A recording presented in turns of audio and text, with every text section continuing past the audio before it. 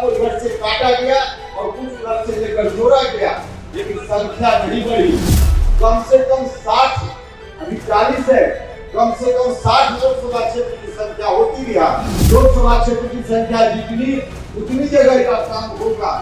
तो अगर संख्या कम है तो योजना भी कम बिहार को मिल पाती है, क्योंकि बच्चा ज्यादा करना ठीक नहीं है। तो अब जो सोच है शिक्षा से सोच आई है। उन दिनों शिक्षा के मामला में हम पीछे थे, हम पीछे नहीं थे, पीछे बनाकर हमको रखा गया था।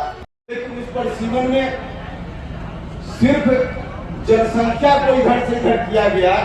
उसमें जो संख्या थी क्षेत्रों की, संविधान में व्यवस्था कर दी गई, एक बार और संशोधन करके संख्या नहीं बढ़ेगी। पहले संख्या बढ़ी, लेकिन 2001 के बाद 2009 में जो फिर चुनाव हुआ, उसके पहले जो परिसीमन हुआ उसमें संख्या नहीं बढ़ी।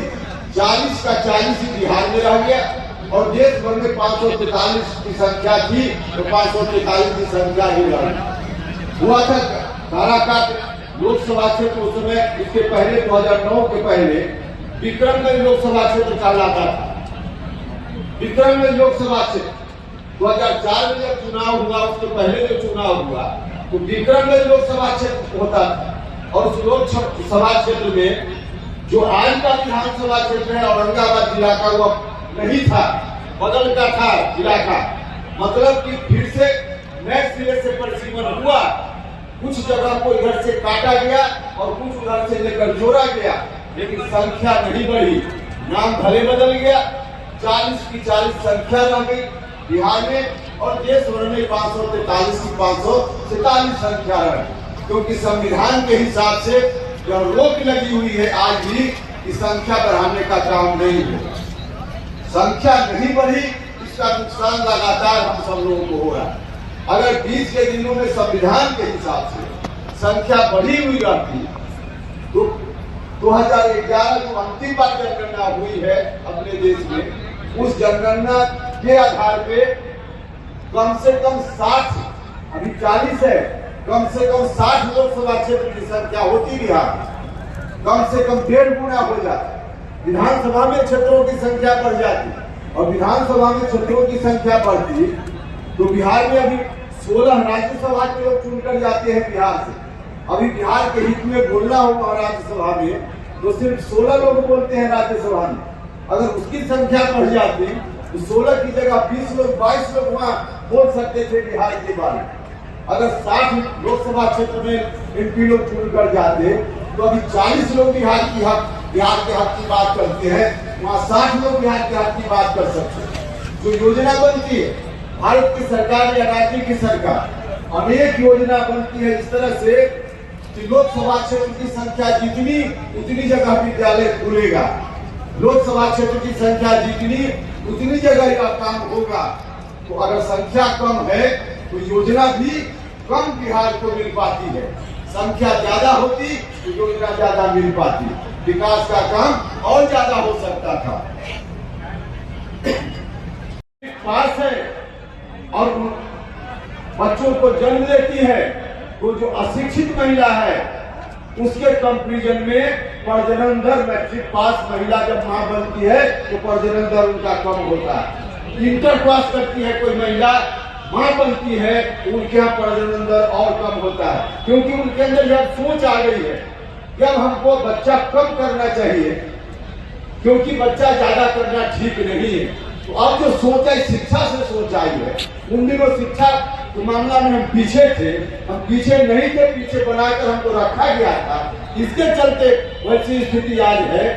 तो जिन लोगों ने लाभ लिया विकास के मामला में, उन लोगों को ज्यादा लाभ मिला, उनकी जनसंख्या इस कारण से रुकी।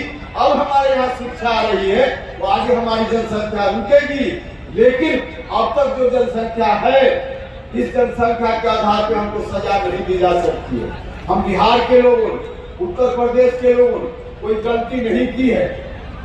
शिक्षा का अभाव था, हम बैकवर्ड थे, जिसके चलते हमारी जनसंख्या बढ़ी, हमारी सोच नहीं थी उस समय। तो हमने गलती नहीं की जनसंख्या बढ़ाने की, परिस्थिति के कारण जनसंख्या बढ़ी है। इसलिए जब हमने गलती नहीं की है तो फिर इस गलती की सजा हमको नहीं मिलनी चाहिए। और वैसे भी वैसे भी किसी बच्चा का जन्म न हो, इसके लिए कोई उपाय सरकार लाए, समाज लाए, वह बात मानी जा सकती है कि आगे जनसंख्या न बढ़े। लेकिन चाहे जैसे भी हो, जिन कारणों से हो, जिसका जन्म धरती पर हो गया वह कहीं का हो, उसको बराबर अधिकार देना पड़ेगा। चाहे बिहार में उसका जन्म हुआ हो या किसी और राज्य में, जिसका जन्म हो गया उसमें भेदभाव नहीं करना पड़ेगा। आज जो व्यवस्था है परिसीमन की, उसके हिसाब से, जनसंख्या के हिसाब से भेदभाव हो रहा है।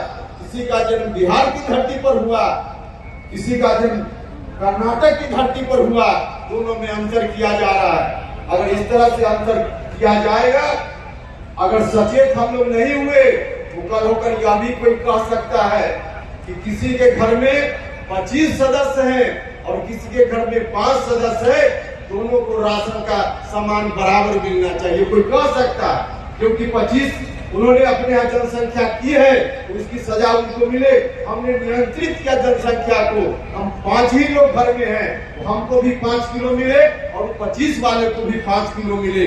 कल जाके यह बात आ सकती है अगर हम लोग सचेत नहीं हुए। कहीं से भी यह बात उचित नहीं होगी। जितने लोगों का जन्म हो गया, किसी के घर में 25 लोगों का जन्म हो गया तो 25 का हिस्सा उसको देना पड़ेगा। किसी के घर में 4 ही लोग हैं तो 4 का हिस्सा उनको मिलना चाहिए। वैसी नौबत आ सकती है अगर हम लोग सचेत